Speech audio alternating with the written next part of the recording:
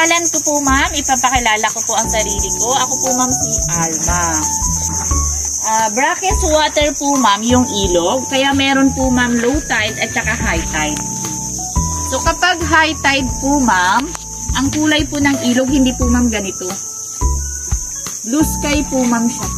Malinis. Malinis, opo. Pero ngayon po ma'am sa buong maghapon low tide. Nakadepende po yun ma'am doon po sa oras.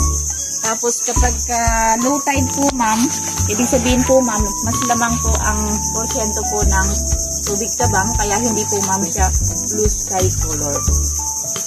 Pero hindi naman po ma'am naapektuhan po yung activity sa high tide. Pareho lang din po ang tour po ma'am. Wala nga lang po ma'am tayong makikita na roots ng mga mangrove kasi nakakovered po siya ng tubig. So may mga wildlife po ma'am tayong nakikita dito po sa ating mangrove forest. So itong mga nakikita po nating mga puno na nasa putik, yan na po ma'am yung tinatawag natin kung familiar na po kasi sa pangalang bakawan o mangrove tree. So sila po ma'am ay tirahan po ng mga wildlife. Nagkakataon po minsan ma'am kompleto. May mangrove snake, may monitor lizard, may mga monkey at yung ating mga maiilap po ma'am na ibon. Pero ngayon po ma'am hindi po namin maipapam-promise na meron po tayo makikitang monkey. May mangrove po ma'am sa loob ng kahoy. Ito po yan ma'am yung pinanggalingan po. Yan po yung may butas at saka yung mga nagtap po ma'am na palakot ng kahoy. Yan po yan ma'am. Palakol po ma'am yung ginagamit kapag i-open po yung kahoy kasi matigas po yung mangrove tree. Nagagamit po ba sa paggawa ng furniture? Yung mangrove tree. Totally yes po ma'am. Pero dito po ma'am sa atin sa Pilipinas, nagkaroon na po ma'am tayo ng declaration na ang pagpuputol po ng mangrove tree is banned na po yun. Kasi nauubos na po ma'am, din walang kapalit. Dahil matibay po ma'am. Hindi lang po ma'am sa furniture, kahit sa mga light materials po na bahay. Matibay po ma'am siya kasi hindi po ma'am siya basta-basta nabubulok, mas lalo na sa tubig po siya ginagawa po.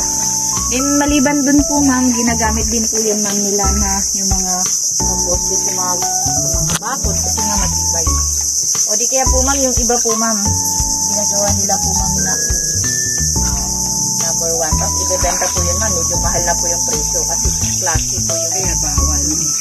Pero alam niyo po ma'am, kapag naubos yung ating puno, yun po ma'am yung number 1. Tapos sa amin po nagkaroon ng baha, umulan. Kasi wala na pong natural na magdidipinsa po. So kapag number 1 po ma'am yung ating puno, siya yung panangga natin sa disaster. So sa typhoon o di kaya sa landslide. So kaya kailangan natin protektahan din po ma'am. Kasi kung magtatanim pa lang po tayo ngayon ma'am, hindi pa rin po natin siya magiging source.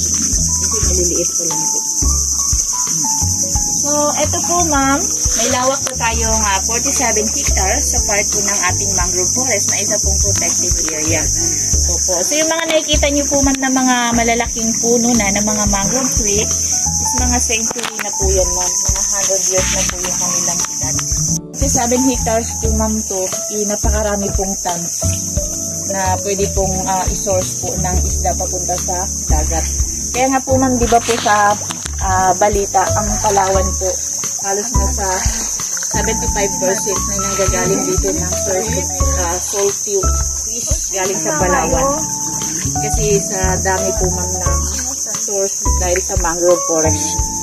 Pagkatapos siya dito, pupunta siya sa dagat. Yes ma'am, kasi dito sila magiging pangitlugan nila nursery. Pero wala po ma'am ditong palaka at saka yun po ma'am yung mga turtles. Kasi kapag turtles po ma'am, kailangan po niya ma'am yung isang klase lang ng tubig. Katulad din po ma'am pagka turtles, merong sea turtles. Tapos meron din po yung pawikan po. Meron po ma'am dito minsan na nangingitlog po nung dyan sa may bukana ng ilog.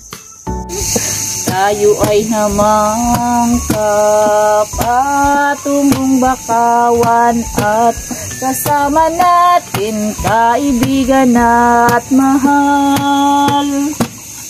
Bakaway paramihin, tayo ay magtanim. Sa inugang isda, kuna ng pagkain. Pag itong putulin, bagkus ay mahalin. Isda't alimango ay dito nang galing. Tagilok na masarap, hipon na mailap, kalabang malasa at lukan na biyak. Ating pagyamanin, yamang dagat natin, tulong sa mahirap, sa bakawan galing. Maraming salamat kaibigan, tayo ay laging welcome sa bakawan. Susunod na taon, babalik naman, kami ay laging naghihintay. Salamat. Yay!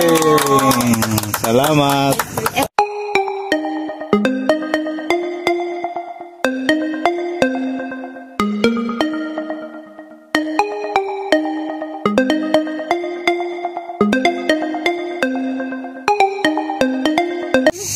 Tayo ay namang kapatungong bakawan at kasama natin kaibigan at mahal. Bakaway paramihin, tayo ay magtanim. Sa inugang isda, kuna ng pagkain. Pag itong putulin, bagkus ay mahalin. Isda't alimango ay dito nang galing. Tagilok na masarap, hipon na mailap, kalabang malasa at lukan na biyak. Ating pagyamanin, yamang dagat natin, tulong sa mahirap, sa bakawan galing. Maraming salamat kaibigan, tayo ay laging welcome sa bakawan.